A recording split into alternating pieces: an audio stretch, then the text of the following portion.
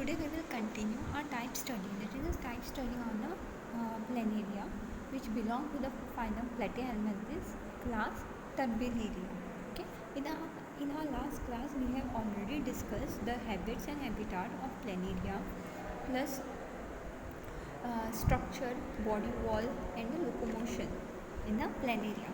In today's lecture we will study about the digestive system, then the respiratory system, and excretory system and nervous system in Planaria. So we'll start with the digestive system in Planaria.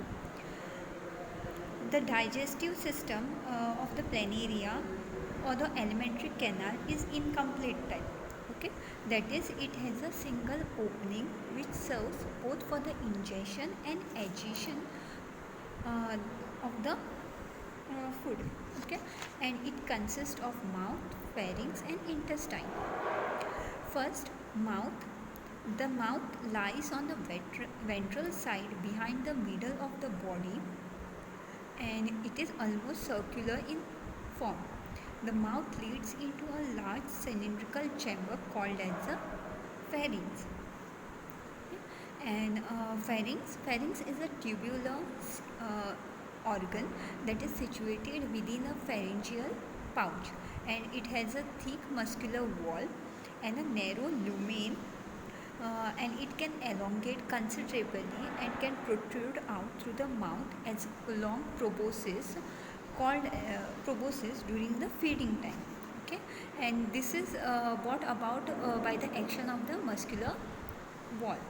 Okay, and what is the function of the pharynx? The pharynx serves as or to grasp the food and transfer it to the intestine, and it opens into the anterior end into the intestine. Okay, then comes the intestine.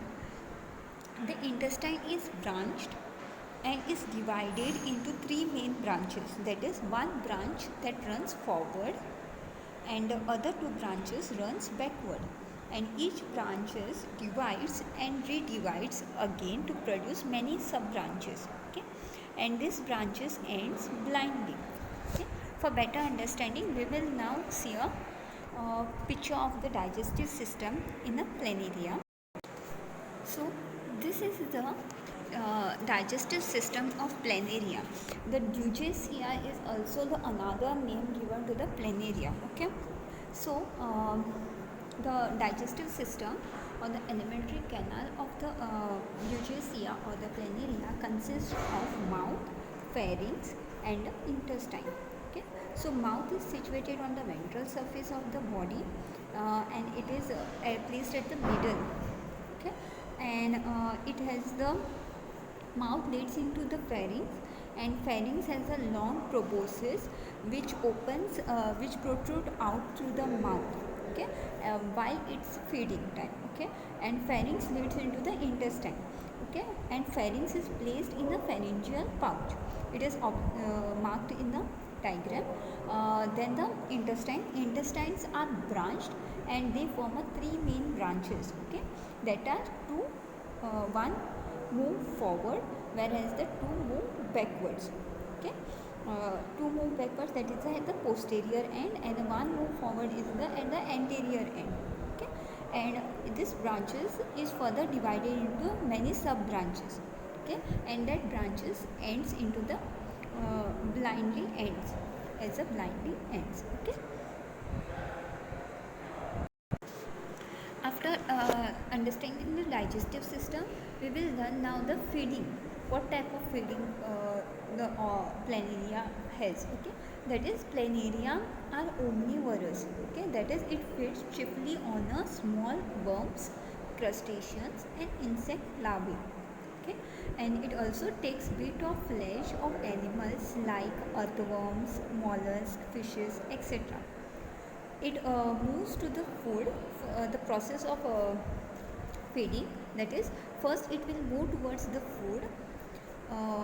Okay, then it creeps over it with the head slightly raised, and secretes a sticky substance. Okay, that firmly fastens the food there.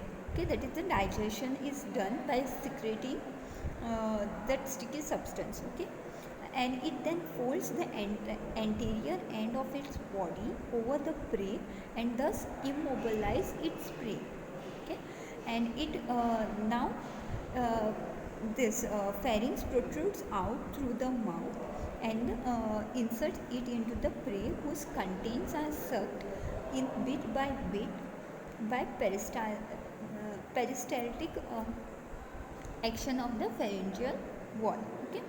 Then the digestion is intracellular, that is the phagocytic cells are present on the intestine that engulf microscopic food particles by pseudopodia, okay, and the food vacuoles that surrounds the food particles within the phagocytic cells as known to be contain proteolytic enzyme and a lipolytic enzyme. What are the function of proteolytic enzyme and lipolytic enzyme?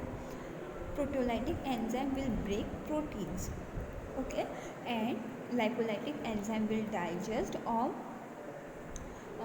fats, okay. The digested food then diffuses from the phagocytic cell into the surrounding parenchyma, okay. The intracellular fluid of the parenchyma plays an important role in the diffusion of the food to the cells of the body, okay. Then the phagocytic cells, this is the process of digestion of food. What about the excretion of the food? The waste particle, that is also carried out by the same process, that is, hence the anus is absent, so mouth only do the excretion of this digested food, okay, or feces, okay. The phagocytic cells which are present in the intestines, okay, as they engulf the food, similar way they also ingest the feces into the intestinal lumen in return, okay, and from here it is eliminated through the mouth. For this the worm takes water and then water and the feces are thrown out by the contraction of the intestine, okay. Even there is a also like advantage that the excess food which is available is stored as a fat or the protein in the intestinal cell or in the parenchyma, okay. This is the feeding mechanism of the planaria. Then we will move to the respiration. Respiration is in Digestive or the Planaria is aerobic. That is, for this there is no special organ will be present, but the oxygen from the surrounding or the water from the water is diffuses into the tissue directly and through the body surface, okay, and carbon dioxide of the body passes out in the same manner, okay. That is the diffusion through the body surface takes place, okay. Then we'll go to the next topic, that is the excretory system in planaria. The excretory system is the protonephridium. In a planarium, that is in platyhelminthes, it is protonephridium only. So in planaria also the excretory system composed of protonephridium. It consists of network of branched longitudinal tubes that forms the excretory canals, okay.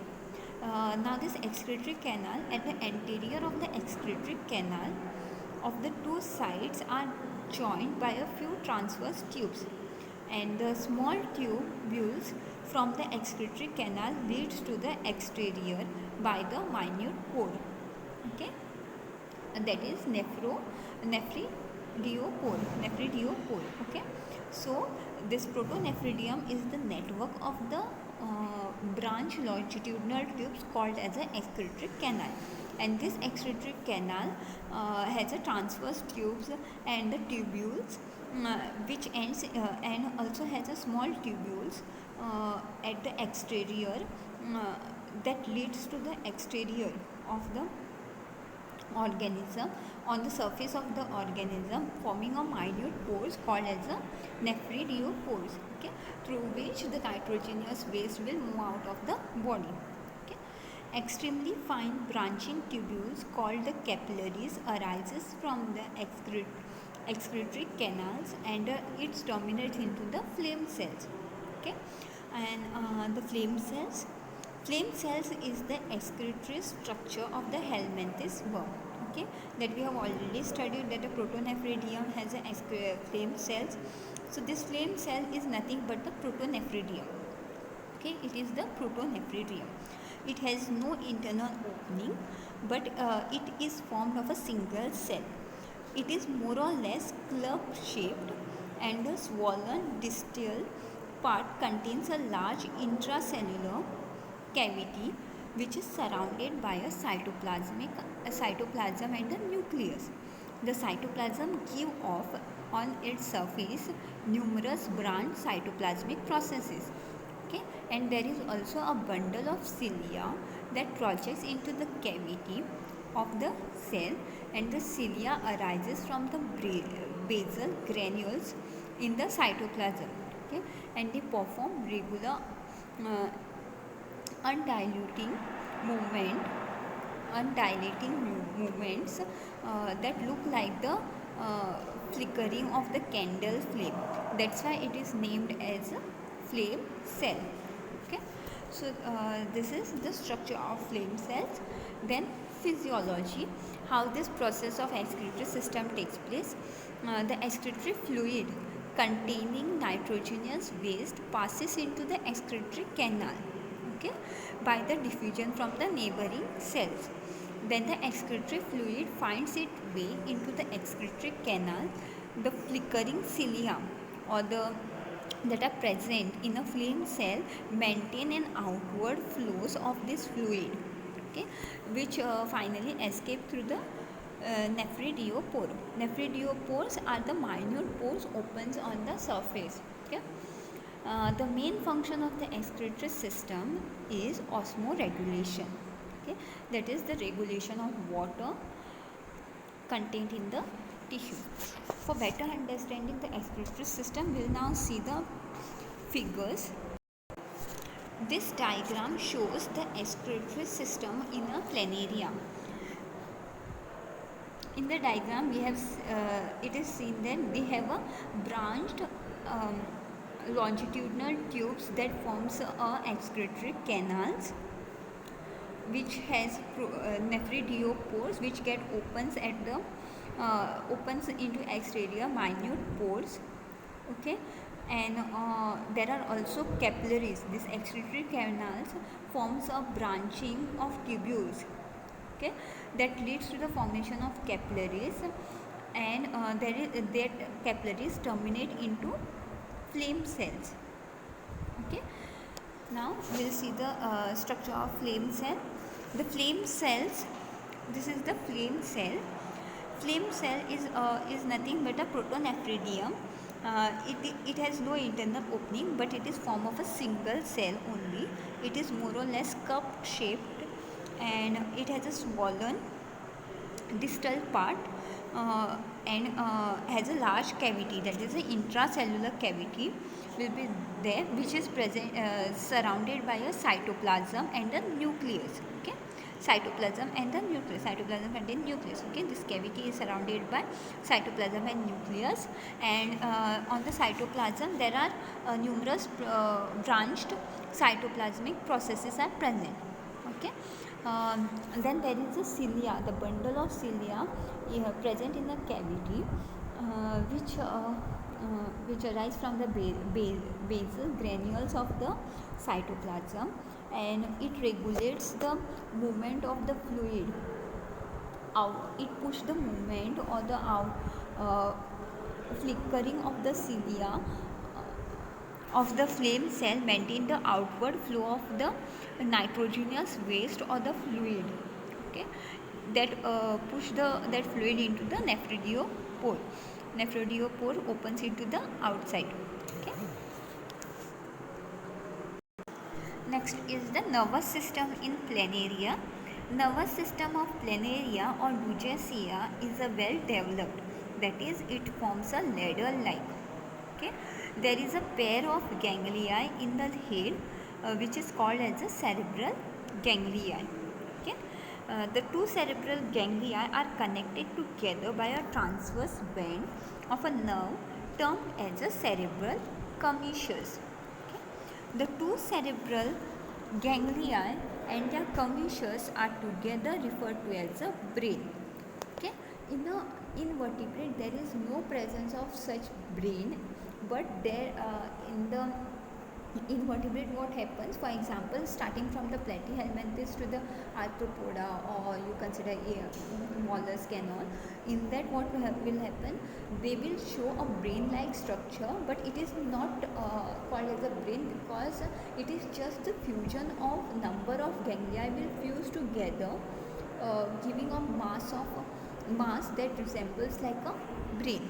Okay, so a pair of and then will be and in this uh, a pair of longitudinal nerve cords arises from the posterior side of each cerebral ganglia. It is shown that from each side of the cerebral ganglia and extend to the hind end.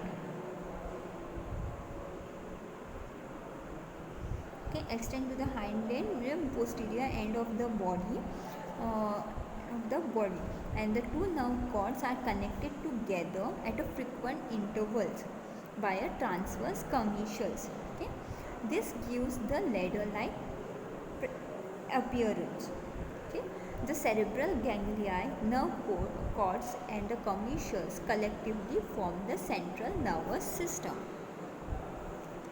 It is like that the inner turbellarians are the first in the animal series to possess a central nervous system which controls the important body activities.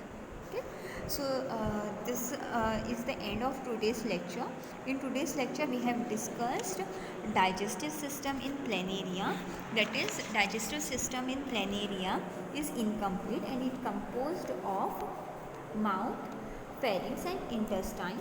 Mouth lies on the ventral side of the surface, then it leads into the pharynx. Pharynx has the proboscis which protrudes through the mouth while feeding. Then it collects the food and pass it into the intestine. Intestine where the digestion of the food takes place. Intestine is branched and okay. Then the feeding of the Planaria, they are omnivorous. They mostly secretes sticky substance on the food, which fastens the food, and then the proboscis protrudes out through the mouth, through which they suck the prey, content of the prey, which is phagocyted by the phagocytic cells into the intestine, and through the intestine, in the phagocytic cells there are proteolytic enzyme and lipolytic enzyme which digest the protein and the fat and pass to the surrounding cells, that is parenchyma, and as there is no presence of anus, so also the excretion of the feces will also take through the mouth only. So for that, in return, the phagocytic cells collect the feces and that pass into the diffuses into the intestine, and through intestinal lumen it gets eliminated to the mouth, to the outside environment or surrounding. Okay, then we have done the respiration. Respiration is an aerobic type, but there is no presence of spatial organs for this. The diffusion of gases takes place to the body surface. Okay, then comes the excretory system. Excretory system composed of protonephridia. Protonephridia is contain the excretory system of the Planaria contain the which has the capillaries and the flame cells. Flame cells are nothing but the protonephridia, where the all means this excretion.